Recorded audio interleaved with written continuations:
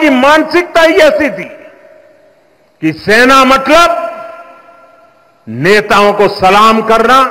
हमारे लिए सेना मतलब 140 करोड़ देशवासियों की आस्था।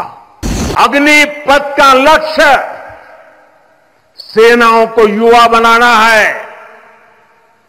अग्निपथ का लक्ष्य सेनाओं को युद्ध के लिए निरंतर योग्य बनाए रखना है। दुर्भाग्य से राष्ट्रीय सुरक्षा से जुड़े इतने संवेदनशील विषय को कुछ लोगों ने राजनीति का विषय बना दिया है। ये वही लोग हैं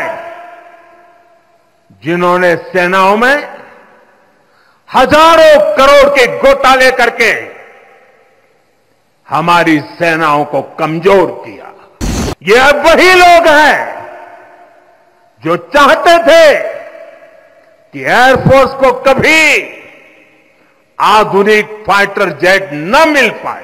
ये वही लोग हैं जिन्होंने तेजस फाइटर प्लेन को भी डिब्बे में बंद करने की तैयारी कर ली, जिन्होंने एक मामूली रकम 500 करोड़ रुपए दिखाकर वन रैंक वन पेंशन पर झूठ बोला था। ये वही लोग हैं जिन्होंने सीमा पर तैनात हमारे जवानों को पर्याप्त बुलेट प्रूफ जैकेट्स भी नहीं दी थी। हमारी सेनाओं ने बीते वर्षों में कई साहसिक निर्णय लिए हैं। सेना द्वारा किए गए जरूरी रिफॉर्म्स का एक उदाहरण अग्निपथ स्कीम भी है। दशकों तक संसद से लेकर अनेक कमेटी तक में सेनाओं को युवा बनाने पर चर्चाएं होती रही है। भारत के सैनिकों की औसत आयु एवरेज एज ग्लोबल एवरेज से ज्यादा होना ये हम सबकी चिंता बढ़ाता रहा है। इसलिए ये विषय बरसों तक अनेक कमिटियों में भी उठा, लेकिन देश की सुरक्षा से जुड़ी इस चुनौती के समाधान की पहले इच्छा शक्ति नहीं दिखाई गई। शायद कुछ लोगों की मानसिकता ही ऐसी थी कि सेना मतलब नेताओं को सलाम करना, परेड करना। हमारे लिए सेना मतलब 140 करोड़ देशवासियों की आस्था। हमारे लिए सेना मतलब 140 करोड़ देशवासियों की शांति की गारंटी। हमारे लिए सेना मतलब देश की सीमाओं को सुरक्षा की गारंटी। अग्निपथ योजना के जरिए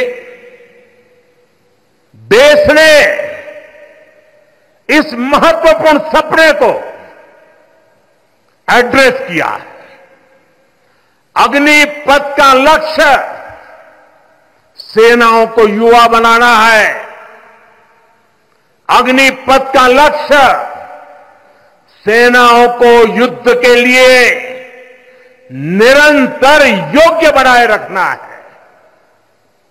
दुर्भाग्य से राष्ट्रीय सुरक्षा से जुड़े इतने संवेदनशील विषय को कुछ लोगों ने राजनीति का विषय बना दिया है। कुछ लोग सेना के इस रिफॉर्म पर भी अपने व्यक्तिगत स्वार्थ में झूठ की राजनीति कर रहे हैं। ये वही लोग हैं जिन्होंने सेनाओं में हजारों करोड़ के घोटाले करके हमारी सेनाओं को कमजोर किया। ये अब वही लोग हैं जो चाहते थे कि एयरफोर्स को कभी आधुनिक फाइटर जेट न मिल पाए। ये वही लोग हैं जिन्होंने तेजस फाइटर प्लेन को भी डिब्बे में बंद करने की तैयारी कर ली थी। साथियों, सच्चाई ये है कि अग्निपथ योजना से देश की ताकत बढ़ेगी और देश का सामर्थ्यवान युवा भी मातृभूमि की सेवा के लिए आगे आएगा। प्राइवेट सेक्टर और पैरामिलिट्री फोर्सेस में भी अग्निवीरों को प्राथमिकता देने की घोषणाएं की है। मैं तो हैरान हूं,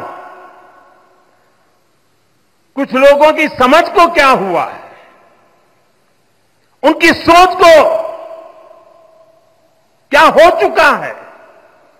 ऐसा भ्रम फैला रहे हैं कि सरकार पेंशन के पैसे बचाने के लिए ये योजना लेकर आई है। मैं जरा ऐसे लोगों की सोच से शर्म आती है, लेकिन मैं ऐसे लोगों से पूछना चाहता हूं, जरा कोई मुझे बताए, आज मोदी के शासनकाल में जो भर्ती होगा, क्या आज ही उसको पेंशन देना है क्या? उसको पेंशन देने की नौबत 30 साल के बाद आएगी, और तब तो मोदी 105 साल का हुआ होगा, और तब न भी मोदी की सरकार होगी। क्या मोदी जब 105 साल का होगा, 30 साल के बाद जो पेंशन बचेगा, उसके लिए मोदी ऐसा राजनीतिक है जो आज गाली खाएगा? क्या तर्क दे रहे हैं? लेकिन साथियों, मेरे लिए दल नहीं, देश सर्वोपरि है।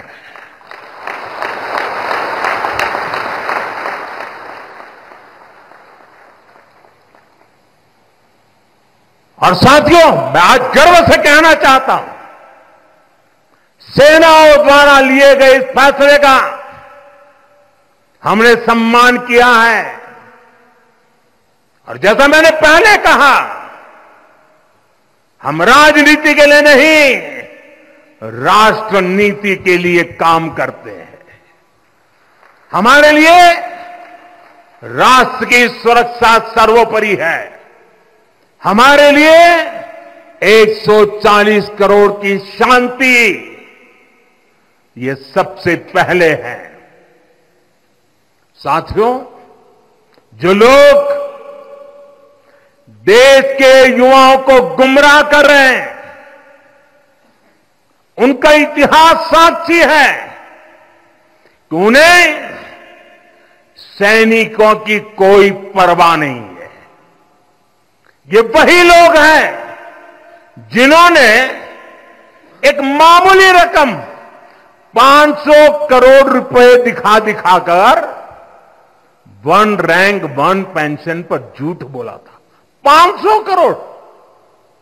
ये हमारी सरकार है जिसने वन रैंक वन पेंशन लागू किया। पूर्व सैनिकों को 1.25 लाख करोड़ रुपए से ज्यादा दिए गए। अब कहां 500 करोड़, कहां 1.25 लाख करोड़। इतना झूठ, और देश के जवानों की आंख में धूल झोंकने का पाप। ये वही लोग हैं जिन्होंने आजादी के 7 दशक बाद भी सेना की मांग होने के बावजूद भी, देश के वीर सैनिकों के परिवारों की मांग होने के बाद भी हमारे शहीदों के लिए वॉर मेमोरियल नहीं बनाया।